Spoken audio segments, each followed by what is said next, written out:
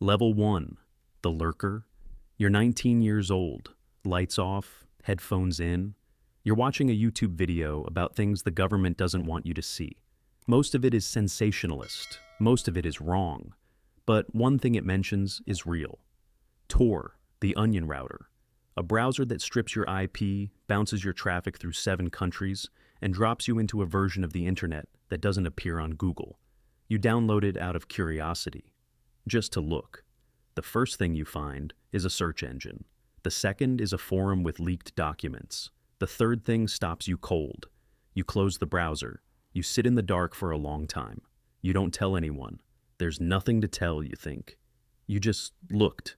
But you open it again the next night, and the night after that. Not for the dark stuff.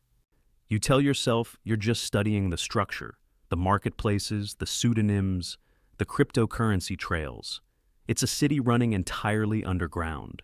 People here have been living in this shadow internet for years. They have hierarchies. They have rules. You start taking notes. You don't know why. It just feels like someone should be writing this down. You find a ClearNet forum where people discuss reporting illegal content. There's an organization that takes tips. You submit a report.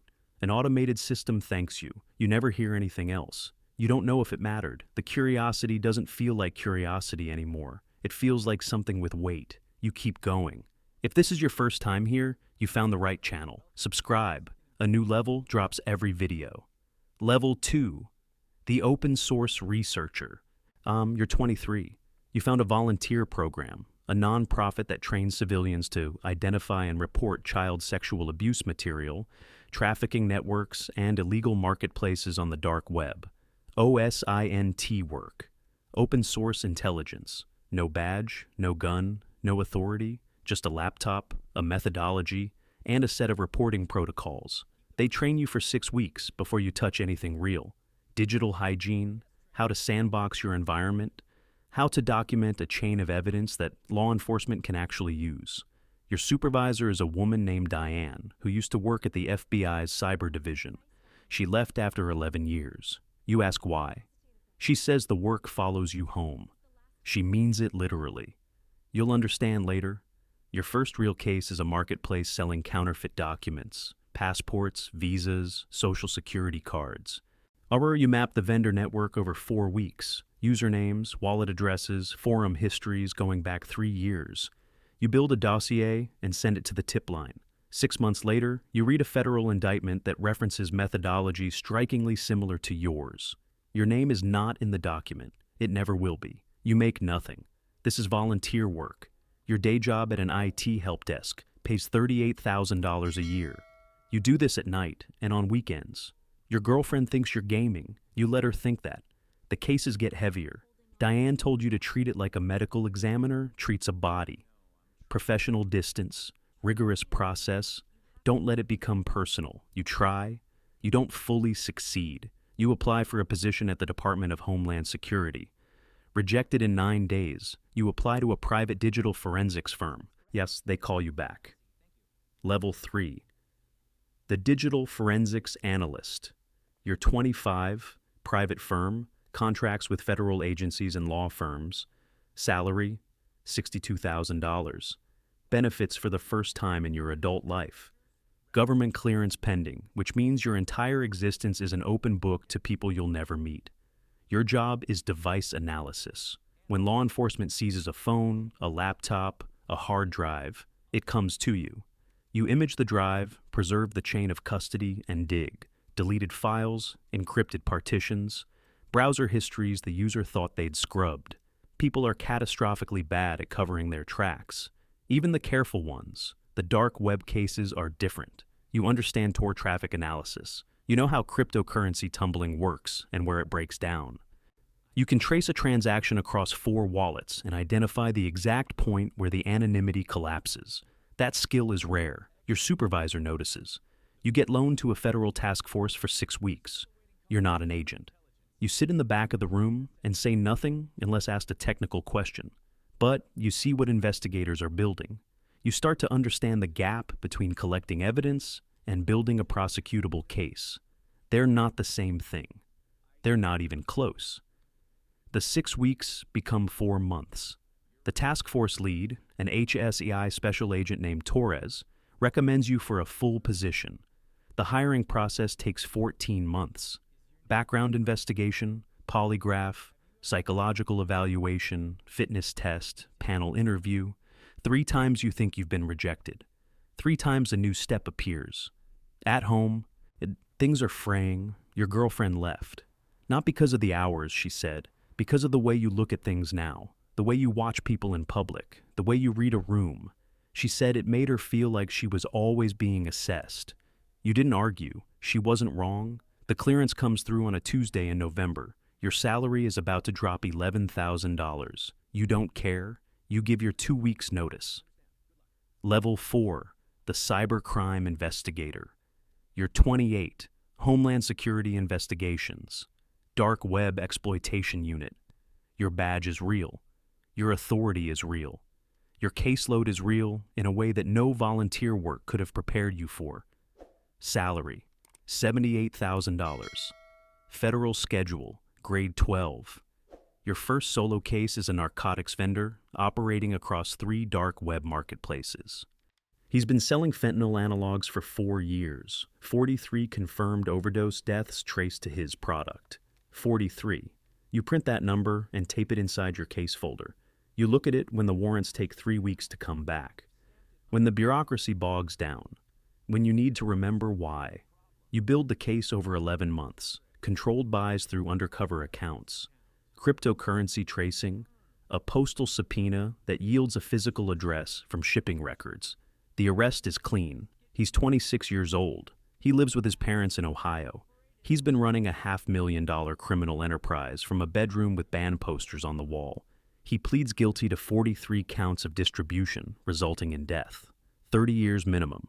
You sit in the courtroom for sentencing. The families are there. You don't introduce yourself. There's nothing to say. You deploy for the first time. 2 weeks in Eastern Europe with Europol. You eat bad food in a Bucharest safe house and watch a server seizure happen on a surveillance feed at 5 a.m. On the flight home, you sleep for 14 hours. You're 30 now. The number that stays with you isn't convictions. It's the cases you couldn't close. The servers still running in jurisdictions where no subpoena reaches. The content you know exists and cannot touch. That number doesn't have a name. It just sits there. Level 5, the task force agent. You're 34, selected for J-Code, Joint Criminal Opioid and Darknet Enforcement, Multi-Agency, FBI, DEA, HSI, IRS, Criminal Investigation, Postal Inspection. The bureaucratic coordination alone is a full-time job. The actual work is something else entirely.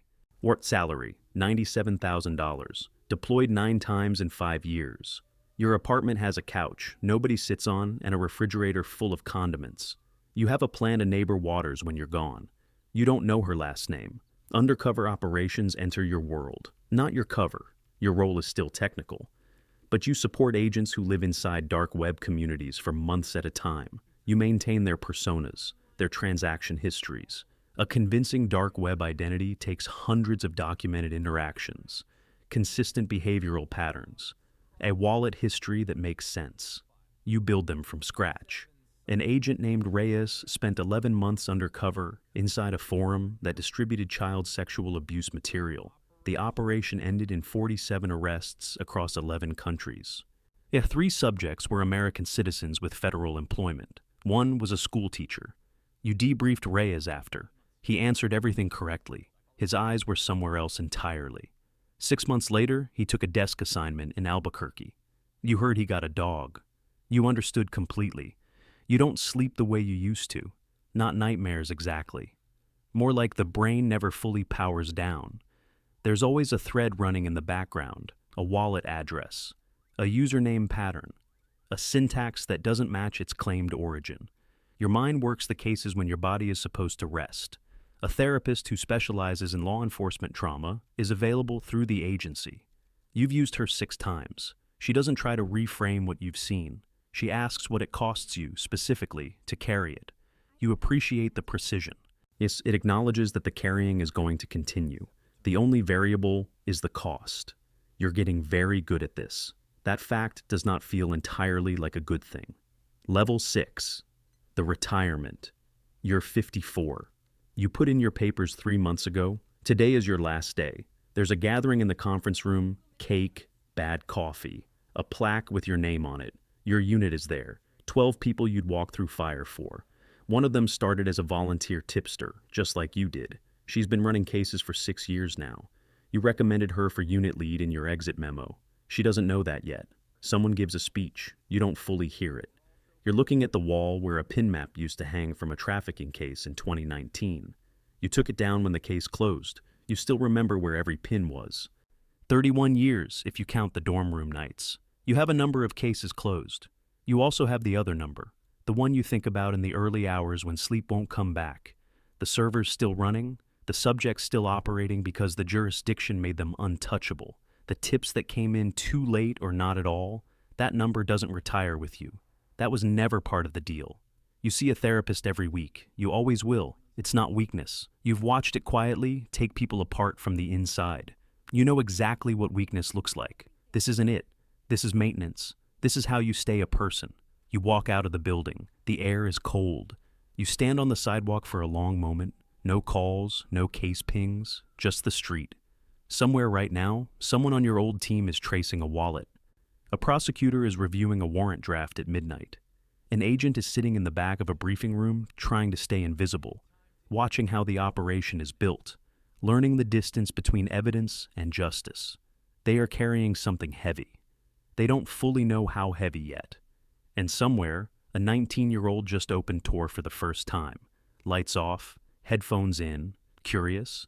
They don't know what they're signing up for, but they're going to find out.